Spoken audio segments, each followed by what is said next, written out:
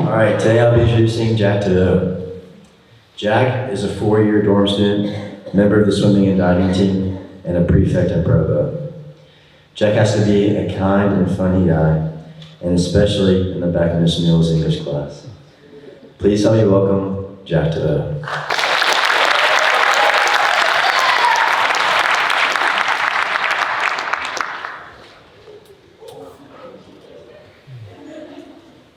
Holy.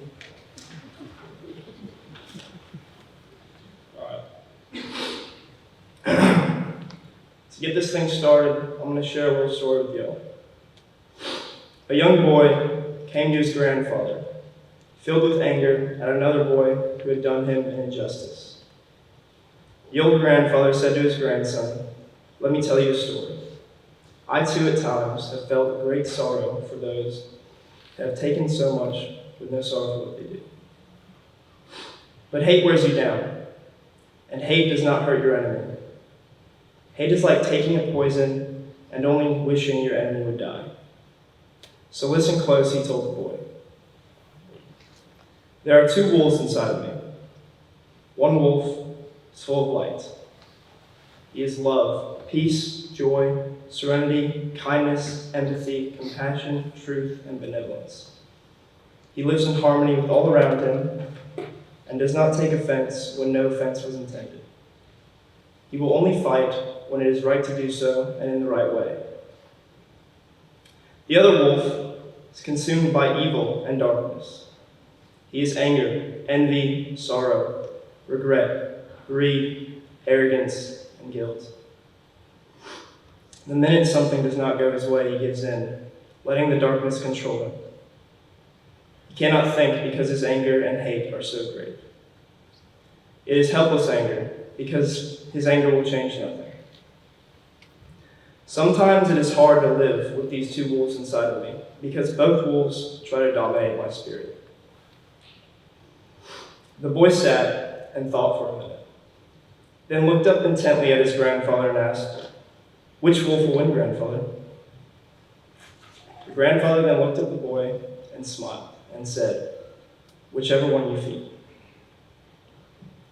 If you had asked me 5 months ago my outlook on life, I would have told you that it was over. Done. I would have told you how much I hated being alive. I would have told you that it's not worth it. That life is pointless and meaningless, that we all live to die and everything in between doesn't matter. What a nihilistic way to live, you know, but that was genuinely how I approached every single day.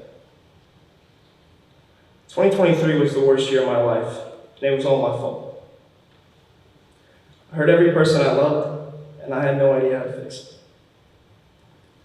I have to admit I had no intention of making it to 2024. I was pretty close. I was pretty close to feeling that intention too. I fed the wrong wolf. Took me a long time to realize this. Like the boy, I had developed deep hatred. Only my hatred was not for anyone who had wronged me. I had developed a deep hatred for myself. For most of last year, I let that hatred control me. I could not live with my mistakes, and I gave in. And because of that, I found myself feeling completely and utterly alone. All that I could see in my friends' and family's eyes was disgust and disappointment. My mom has a saying she likes to tell me every time life takes an unexpected turn. She says, "Looks like you're just going to have to hug the cactus." And what she means by that is this: life gets uncomfortable if you haven't figured it out already. There are major and minor bumps in the road, but your life is not over unless you let it be.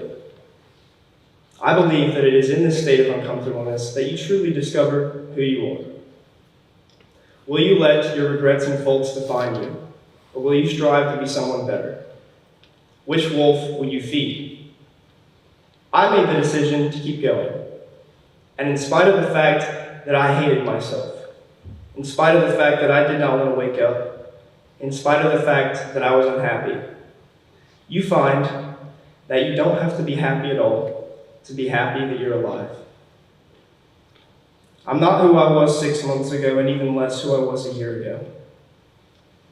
I know I've said a lot of I's in this speech, but I did not come up here today to talk about how depressed I was all last year.